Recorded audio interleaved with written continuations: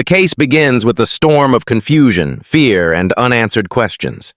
A quiet town that rarely saw major crime was suddenly thrown into chaos when a teenage girl disappeared without any trace.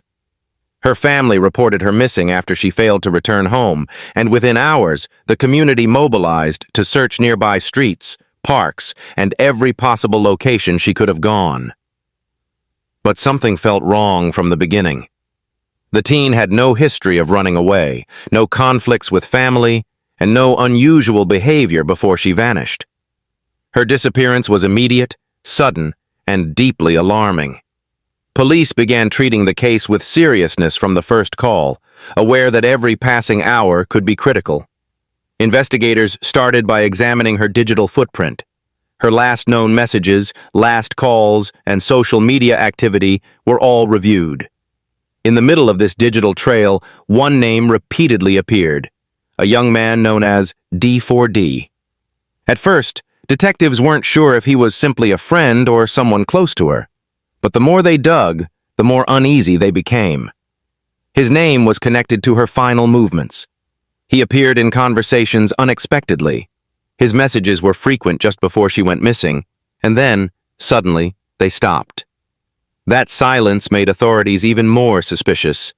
While detectives were tracing her digital activity, another incident was unfolding far from the girl's hometown, aboard a luxury cruise ship sailing across international waters. A passenger had been found dead under suspicious circumstances. Cruise staff initially tried to understand what caused the young girl's death, believing it was an accident, a fall, or a medical emergency. But when investigators boarded the ship and examined the body, the truth was horrific. The teen had been slain. There were clear signs of violence, and the case was officially ruled a homicide. The cruise ship transformed from a vacation paradise into a locked-down crime scene. Rooms were sealed, passengers questioned, and every security camera on board was reviewed. The moment investigators connected the identity of the victim with the missing teen from back home, the entire case shifted. A disappearance had turned into a murder investigation. Now the stakes were higher than ever. Detectives urgently retraced her steps from the last day she was seen alive, trying to understand how she had gone from a quiet hometown to a cruise ship hundreds of miles away. Surveillance footage from bus stations, local shops, and nearby highways showed glimpses of her final hours. Some clips showed her alone. Others showed her with someone. A figure hidden under a hoodie, careful to avoid cameras, often turning away. As investigators enhanced the footage frame by frame, they finally identified the second figure. The outline, height, and movements were unmistakable.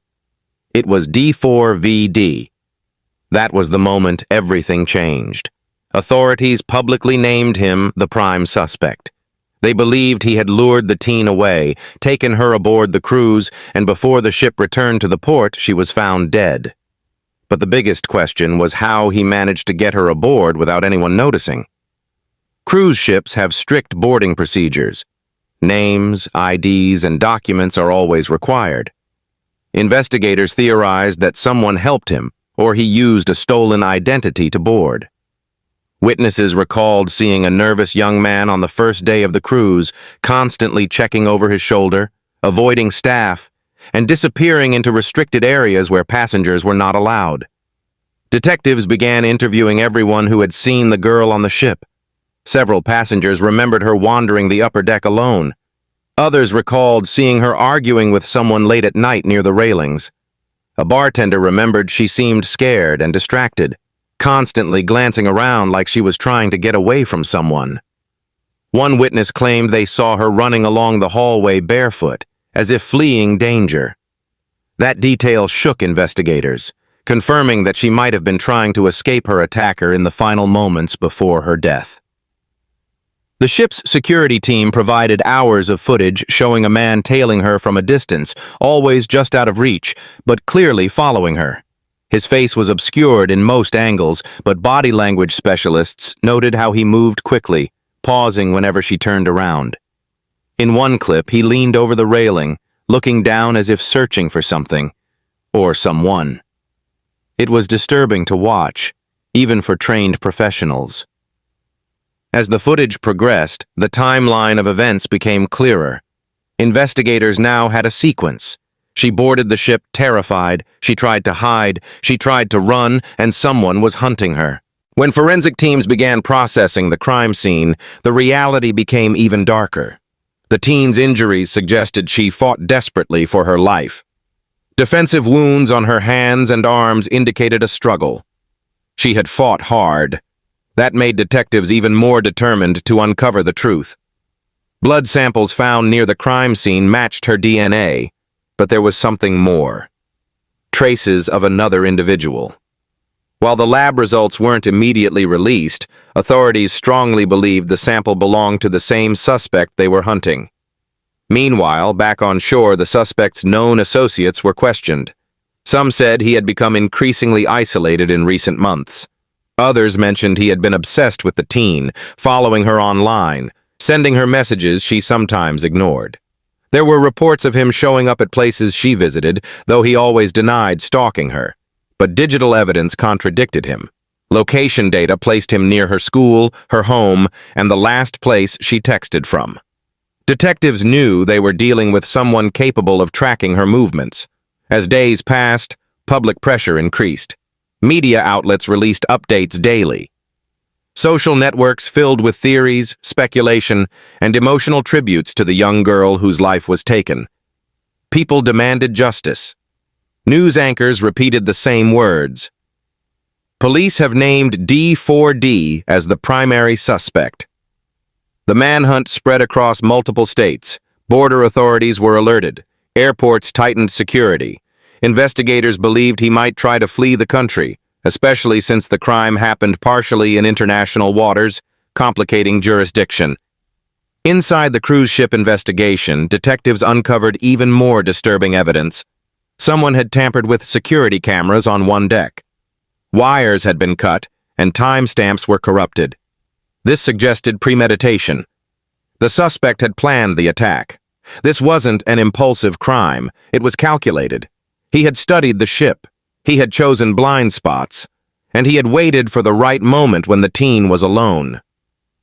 One of the most chilling discoveries was a discarded phone found near the ship's lower deck. It was damaged, as if someone had smashed it deliberately.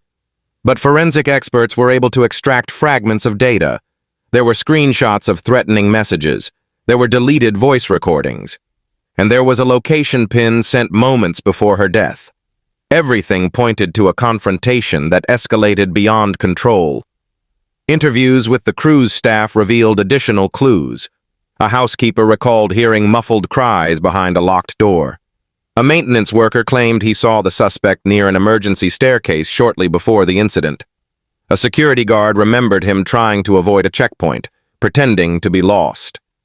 Each testimony helped reconstruct the suspect's movement across the ship in the hours leading to the homicide.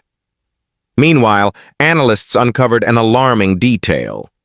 The suspect had researched cruise ship layouts online. He searched for escape routes, lifeboat access points, and hidden service corridors.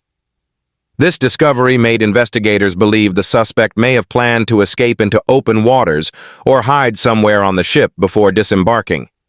But the timeline indicated something went wrong, forcing him to act faster than planned. As investigators pieced everything together, a chilling picture formed. The teen had likely realized she was in danger long before the crime occurred. Her movements became frantic. She avoided crowds. She sought isolated corners, possibly trying to hide. Some theorize she tried to send a message or signal for help, but her phone was taken from her. When her body was discovered, investigators found no personal items nearby. Everything was stripped away, possibly destroyed by the killer. The autopsy confirmed the worst. She did not die instantly. She had struggled. She had fought. The homicide ruling was now undeniable. Her family collapsed in grief upon hearing the news. The community that once searched for her was now mourning her loss.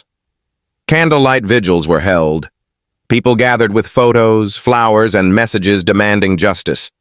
But justice could only come by capturing the suspect. The nationwide hunt intensified. His profile was shared on every major news outlet. Tips began pouring in. Sightings were reported in different states. A gas station attendant claimed he saw someone matching the suspect's description. Another witness said they saw him boarding a bus late at night. Each tip was investigated carefully, but none confirmed his exact location. Authorities believed he might be hiding in abandoned buildings, remote cabins, or moving constantly to avoid detection. Detectives analyzed his past behavior and concluded he would likely remain near places he knew well, possibly seeking help from acquaintances unaware of the gravity of the situation. The case became one of the most watched criminal investigations of the year. Every new development was followed by millions. Documentaries, online theories, and discussions spread everywhere. People compared it to other high-profile cases, but this one felt different because of the disturbing dual nature. A missing teen from a quiet town found murdered aboard a cruise ship thousands of miles away. Investigators refused to slow down.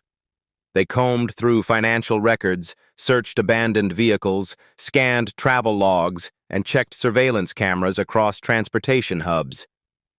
Every clue brought them closer. Rumors spread that the suspect was planning to change his identity. Authorities responded by releasing age-progressed images and warning the public to stay cautious.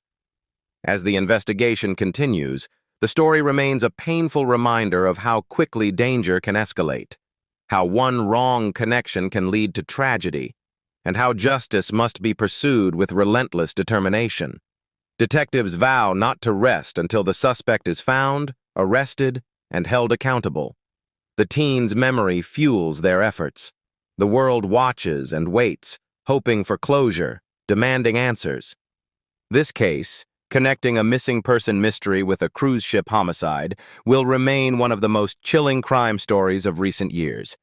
And until the suspect is captured, the pursuit for truth will continue, driven by the promise that her story will not be forgotten.